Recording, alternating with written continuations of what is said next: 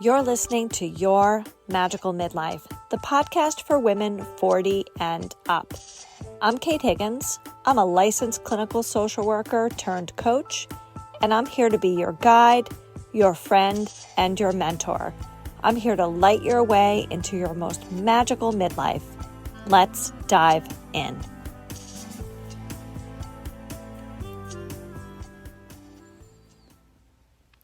Wiley Women is a wellness brand that wants you to live your best midlife. Developed by a naturopath, they offer tinctures, supplements, and drink mixes. Wiley uses plant medicine and clinical studies to demystify and embrace the hormonal powers and hidden complexities of grown women from the inside. Female formulated and female founded. Plus, they offer free shipping and easy returns. I love the Unworried tincture, which has bacopa, holy basil, passion flower, and reishi. It helps calm my body and stops the spinouts. It reduces jitters and lightens my mood.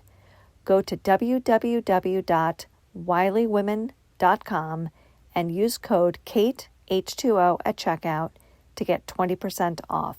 That's www.wileywomen.com and use code KATEH2O for 20% off.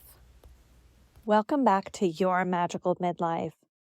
Do you ever feel like you should know more than you know, or you should be more organized, or you should be more together, or you should be more accomplished, or you should be something?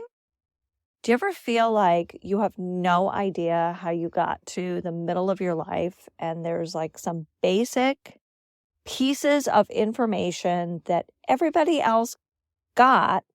There was a handout sometime in maybe middle school or high school or college where everybody else learned how to fill in the blank. And you skipped that lesson, missed that day, weren't there, weren't paying attention, and you just don't know. Like, you're like, everybody knows that blah, blah, blah, and I don't? Like, when did this happen? How did this happen?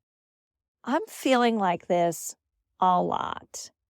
And now that I can't even pretend that I'm young anymore. I turned 53 on January 5th.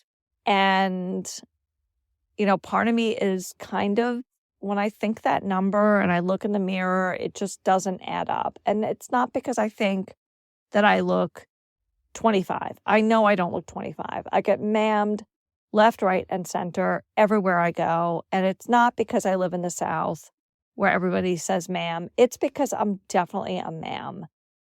I am doing a lot of private practice therapy work through various platforms, and it's all on Zoom. And I have a little cohort of people right out of college, and they are delightful, and their eyes are bright, and they're excited about being in the world, and they definitely don't think I'm their peer.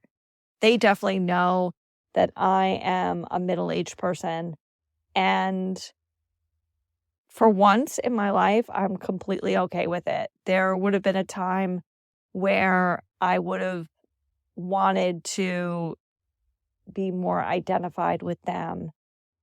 And now I definitely, I have no idea what their pop culture situation is.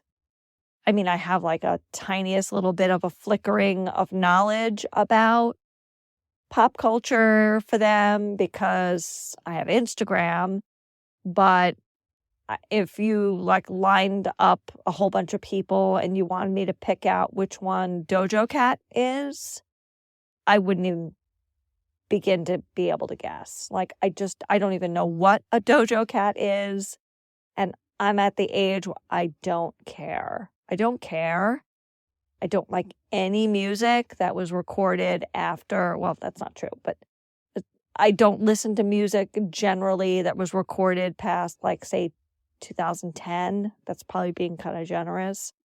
I hear some stuff, I think, oh, this is catchy, but I definitely think like, this is catchy, but it sounds like Nirvana. This is catchy, but it definitely sounds like Joy Division. Oh, this is catchy. This sounds like The Cure. And it's usually some new band that I have never heard of.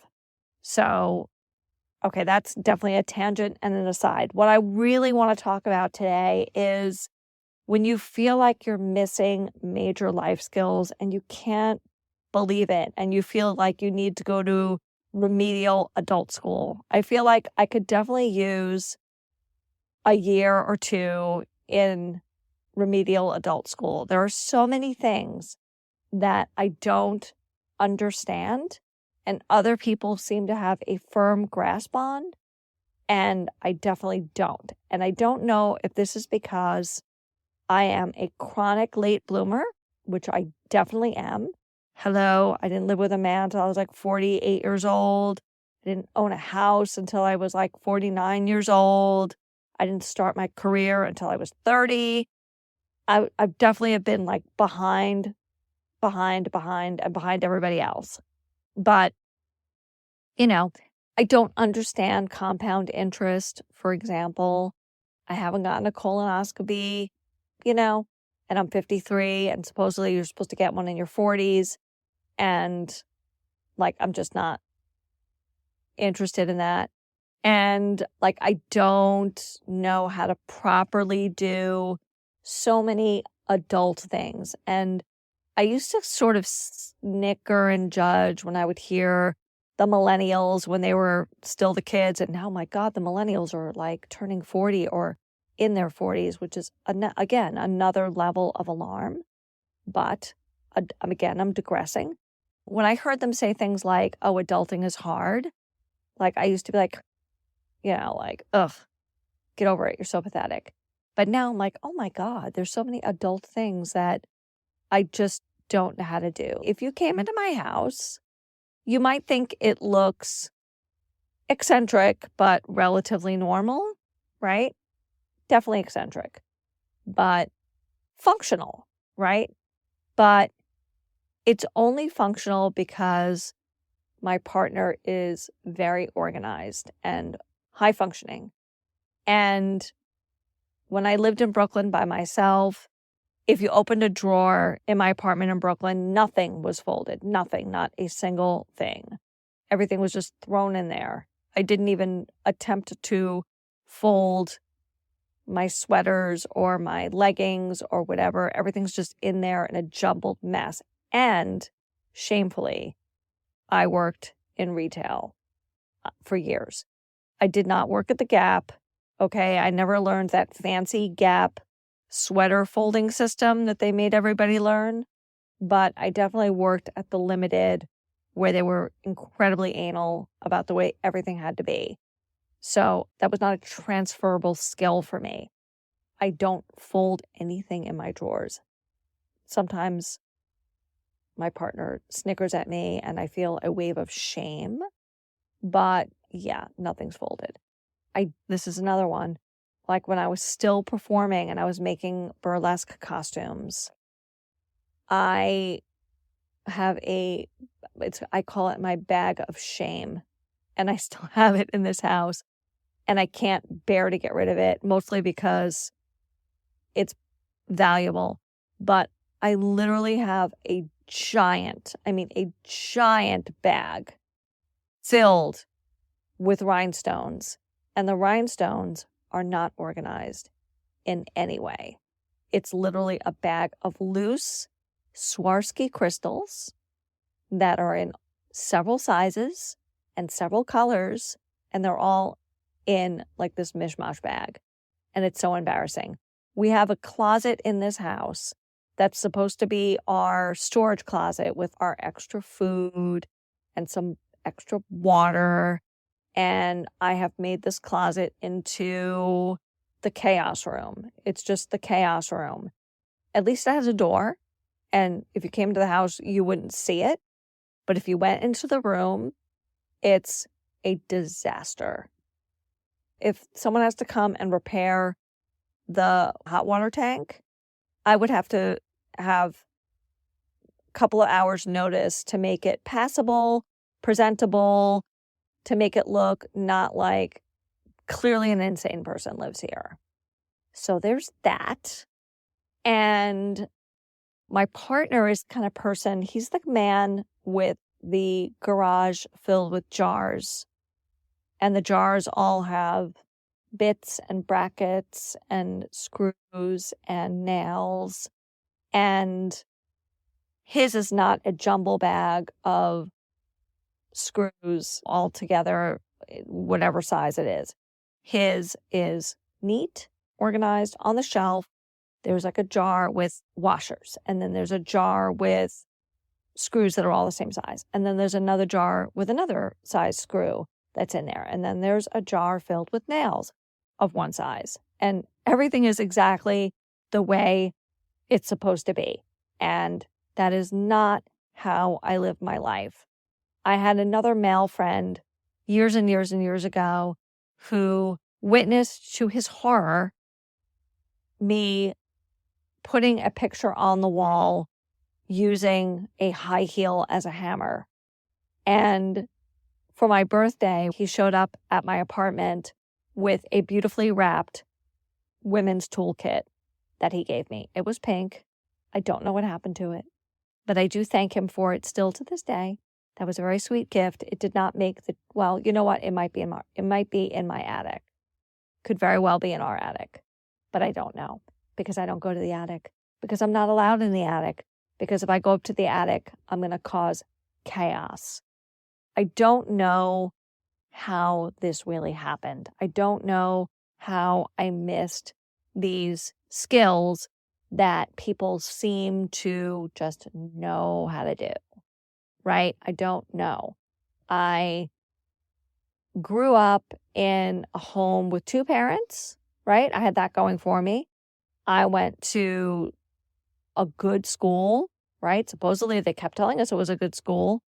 And a good chunk of the people I went to high school with went to Ivy League colleges. It was that kind of school. I did not, just for the record. Clearly, I did not go to an Ivy League school. But many of the girls that I went to high school with did. And, okay, so part of probably why I missed several important skill sets is because I was raised in a time where your kids were kind of like free range kids. And if you're a Gen Xer, to a certain extent, you were probably also a free range kid. My partner's dad taught him how to build things and manage things. And his dad was very deliberate and kept, logs of things and logs of his expenses, his money coming in, his money going out, because he is an artist and wrote all that stuff off on his taxes. My parents never taught me anything financial at all. Not even once. I think I remember vaguely there was a class when I was maybe sophomore in high school where they made us take this like home ec thing. And I don't even think everybody took it. I think because I wasn't in the top 20% of my class, like I wasn't taking like AP physics. I was taking like AP English maybe, but definitely not like the AP math and science stuff. So they sent me to this like home ec thing where I learned to make like a chocolate cake. I think I learned how to sew a straight line and thread a sewing machine, although I never remembered again how to do it since my mother didn't have a sewing machine and my mother couldn't have been bothered with such things. And I think we learned how to iron, maybe. But again, like my mother never ironed anything. Well, actually, let me take that back. And I hate to out her in my podcast, but it is something I will be talking about more deeply in another episode. My mother suffered greatly from alcoholism. And this is probably another reason why I'm missing some of these vital life skills, was that by the time I was 12, 13, my mom's alcoholism was quite bad. And even though it didn't maybe look so bad to the outside world, like no one would have known, my mother functioned. She went to work. She came home. She cooked dinner. The house was clean-ish, clean enough. We weren't being beaten or overtly abused, but my mother didn't teach me like some really basic stuff. And now even at 53, I'm still playing catch up. My mother was an amazing cook and she did it all intuitively. But by the time I was old enough to be learning how to cook from her, she wasn't at her best. Let's just put it that way. At 4, 5, 6 in the afternoon, she wasn't really functional. So I didn't really learn the things that I wished I had learned. And I had to be a lot of self-taught things. And unfortunately, sometimes I feel like my poor partner is like my foster parent. And he's taught me things like, I'm sitting here in my little sound booth / closet, and I'm sitting here and I'm looking at the file folder that he bought for me so that I can put all the receipts for house things. And he bought me 3 of them. He bought me one for my business, one for the house, and one for my personal stuff. And things are together where they're supposed to be, but there's really no particular order. In his file folder is alphabetized. Okay. His receipts are in the chronological order. My receipts are just thrown in to a random slot that's not labeled. But I do have all the water bills in one pocket and all the electrical bills in one pocket. And all the things for my dad are in a separate file folder. Now that I'm managing my dad's finances, which is wild, considering me, right? Considering how I've lived this sort of extended adolescence that's now somehow become an adult life, much to my surprise and amazement. And it's only really become an adult life because my hair is graying and I have crow's feet and everyone seems to acknowledge me as an adult. And yet I still feel at any party I go to that I must belong at the kiddie table. I still feel that way in so many ways. And the only things in my life that are up to adult standards are almost sort of by accident or by late learning. My adult education started really in my 40s when I was like, I just can't live not really understanding how to do these really basic things like how to set up a retirement fund and put money in it. I mean, I've had one at all my professional jobs, but I didn't have my own separate one until much later. And I wish that I could go back and fix those things, but I also accept that I absolutely cannot. And I think, in a way, I'm being a little bit hard on myself because sometimes I get a glimpse of somebody else's own chaotic disorganization and I feel like, oh, okay, it's not just me. It's not that I'm dumb or it's not that I'm immature or irresponsible. I mean, I've never had my electricity shut off because I haven't paid the bill. I have never overdrafted my bank account. I've definitely racked up more credit card debt than is good more than once and paid it off and then racked it back up. But I've never defaulted on a loan. I've never declared bankruptcy. I've never had my car repossessed.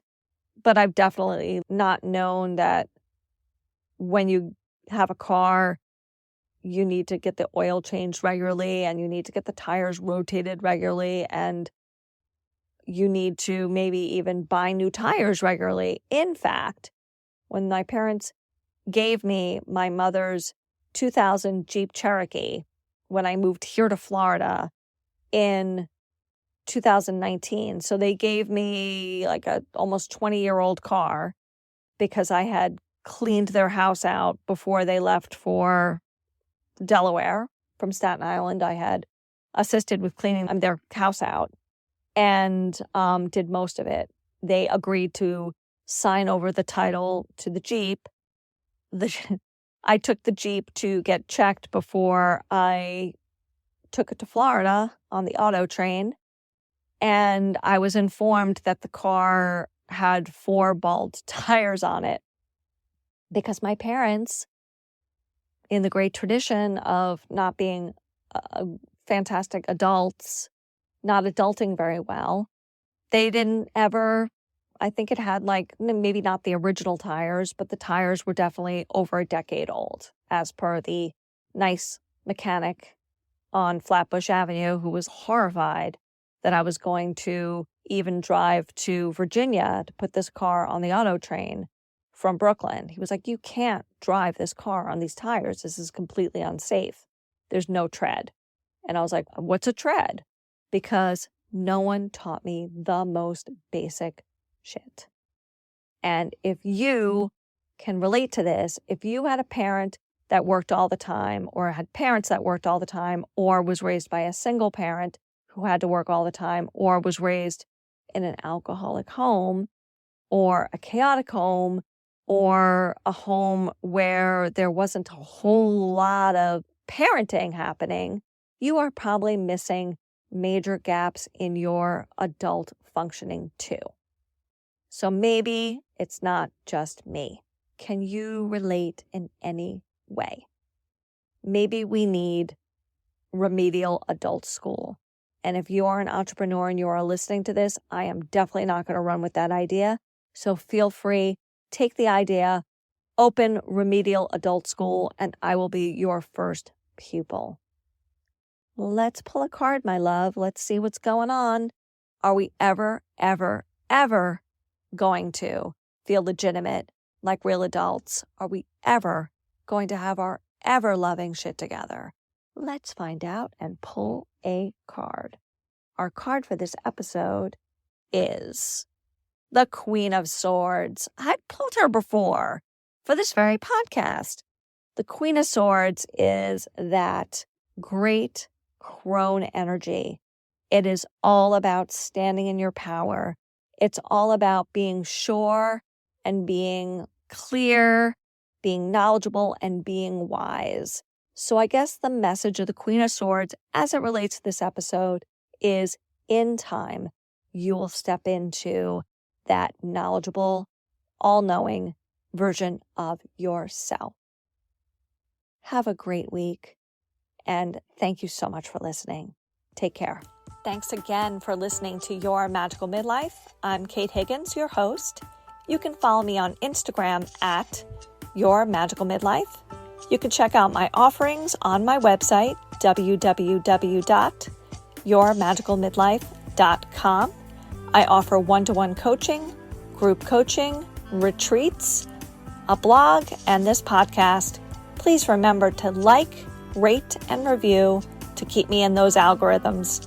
Have a great week. See you soon.